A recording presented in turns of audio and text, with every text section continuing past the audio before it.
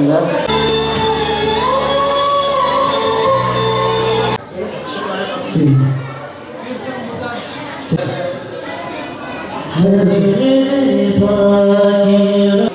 أعوذ بالله من الشيطان الرجيم بسم الله الرحمن الرحيم Esselamu Aleyküm ve Rahmetullahi ve Berekatuhu. Değerli şehadet aşırı abiler, ablalar, yarın şehadet sevdalılarının bayrağını devralacak olan aziz ümmetin azize ve aziz evlatları. Allah'ın selamı, rahmeti ve bereketi hepinizin üzerine olsun. Euzu billahi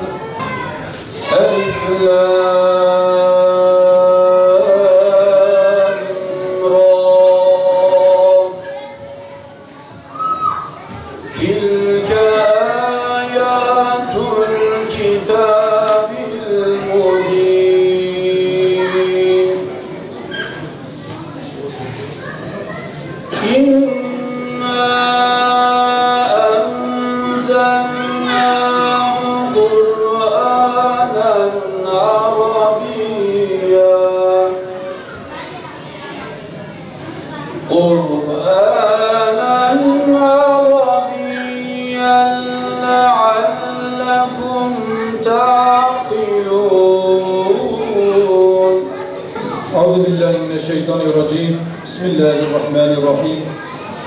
Elhamdülillahi Rabbil alemin. Vel akibetu lil muttaqin. Ve la udvane illa alel zalimin. Esselatu ve selamu ala Resulina Muhammedin ve ala alihi ve sahbihi ve ehli beytihi ecmaîn. Değerli Müslümanlar, hepinizi Allah'ın rahmeti ve bereketiyle selamlıyorum. Esselamu Aleyküm ve Rahmetullahi ve Berekatuhu. Değerli Müslümanlar, malum Şubat ayı şehadet ayıdır.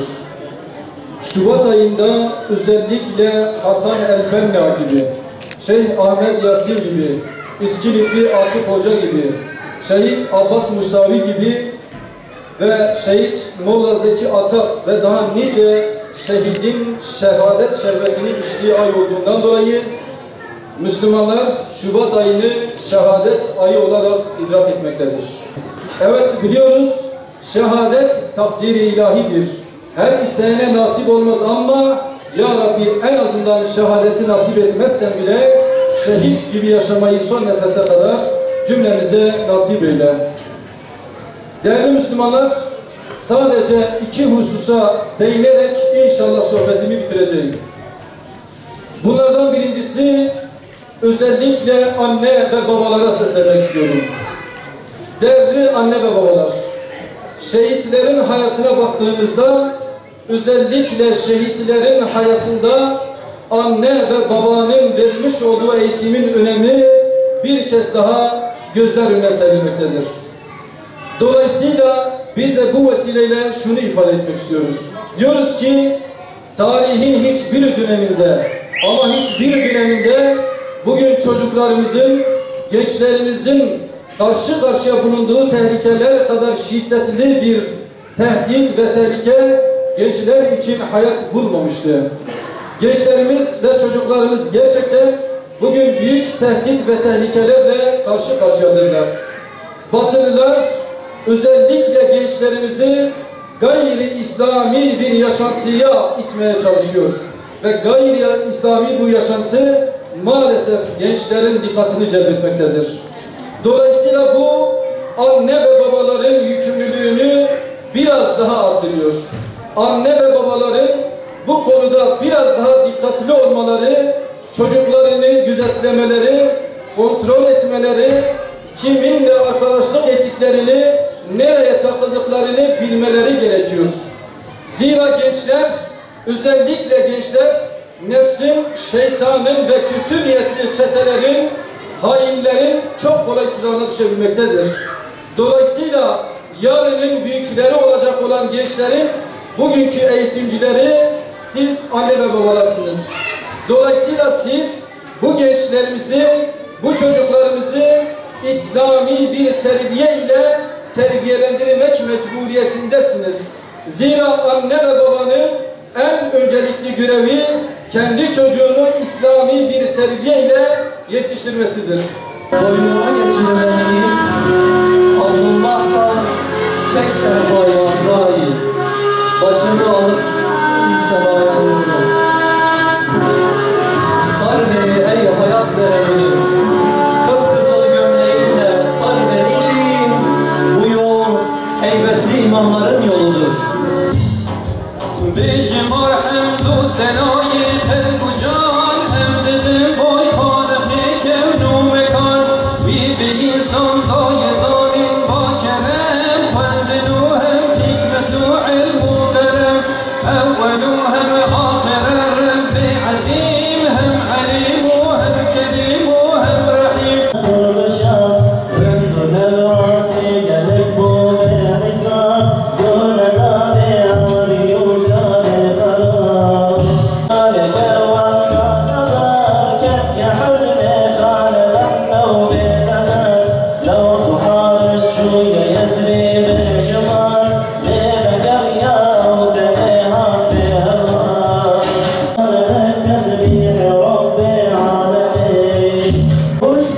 Senden başkasına aram bulmuş, senden başkasına yaran olmuş, kıta ölüdür, nefs ölüdür.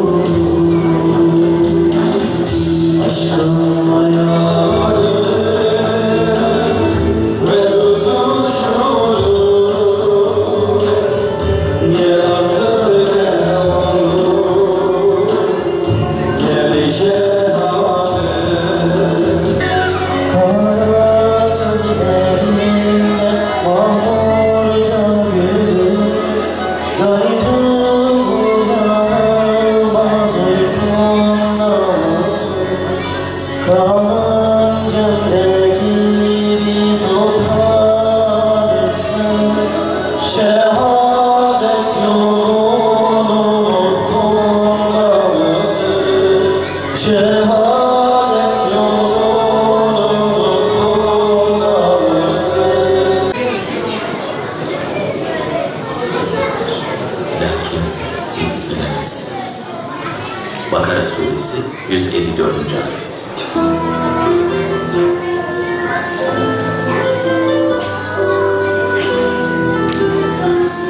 Şehadet bize bir son değil, başlangıçtır. İşte şüheda bahçesinin gülleri. Malcolm X, Şeyh Şamil, Şeyh Said, Şeyh Esad Erbilli, İskilipli Atıf Hoca, Molla Zeki, Molla Gıyasettin Bağlar, Şamil Basayı, Hatta Hasan el-Benna, Seyyid Kutup, Cevher Dudaye, Abbas Musavi, İman Muniye ve diğer tüm milletler.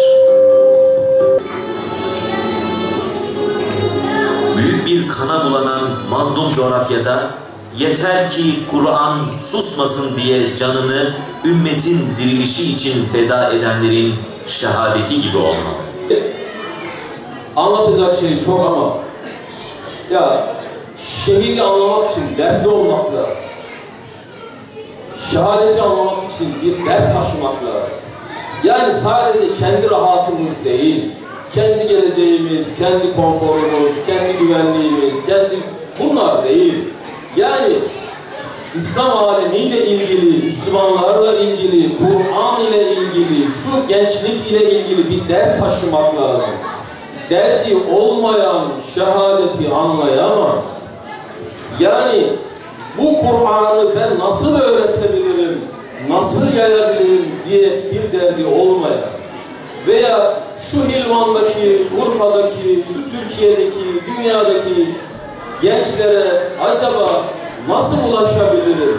Onları her türlü fitneden, fesattan, içkiden, kumardan, zarardan, uyuşturucudan, şundan bundan nasıl kurtarabilirim derdi olmayan şehadeti anlayamaz, şehidi anlayamaz. Çünkü şehit derdin miracıdır. Şehadet derdin miracıdır. Hani namaz müminin miracıdır diyoruz ya. Şehadet derdin miracıdır. Yani senin derdin öyle bir noktaya çıkmış ki diyorsun ki artık bu canım da gitsin. Önemi yok. Önemi yok. Şehadet bu aslında. Şehit bu. Ya Siyer'de, İslam tarihinde en dokunaklı sahneler, en çekici sahneler, en akılda kalan sahneler hangi sahnelerdir? Hangi bölümlerdir? Hep şehadet sahneleridir. Hep şehitlerin olduğu bölümlerdir. Yani Uhud'u okuyup da Uhud sahnesini, Uhud savaşını okuyup da içinde bir dert yeşermeyen, içinde bir aşk yeşermeyen, içinde bir muhabbet yeşermeyen Müslüman olur mu? Uhud'u okuyup da. Çünkü Uhud tamamen bir şehadet mektebidir, bir şehitler otağıdır Uhud'da. Euzubillahimineşşeytanirracim. Bismillahirrahmanirrahim. Elhamdülillahi Rabbil alemin. والعاقبة للمتقين ولا عدوان إلا على الظالمين والصلاة والسلام على رسولنا محمد وعلى آله وصحبه أجمعين. İlahi, ey en güzel isimlerin ve tüm kemal sıfatların yegane sahibi olan Allah'ım, Ya Rabbi, zatına ve azametine layık hamd sana mahsustur. Allah'ım, Hazreti Muhammed'e, Enbiya'ya, Ehli beytine, ashabına, alimlere, salihlere, şehitlere salat ve selam et. Ya Rabbi, sen tertemiz ayetlerde diyorsun ki, kullarım beni sana soracak olurlarsa, işte ben onlara pek yakınım. Bana dua ettiği zaman, dua edenin duasına icabet ederim. Öyleyse onlar da benim davetime icabet etsinler ve bana iman etsinler ki doğru yolu bularlar. Ya Rabbi, bizler de senin bu yakınlığına sığınarak yüreklerimizi sana çevirip ellerimizi sana açtık. Ya Rabbi, İslam ümmetini zillet ve esaretten kurtar. İslam ve iman bayrağının dalgalandırma mücadelesini veren tüm gönül ehline hasreden İslam ağacını o pak ve temiz kanlarıyla sulayan aziz şehitlerimizin ruhlarına Lillahi Teala el-Fatiha.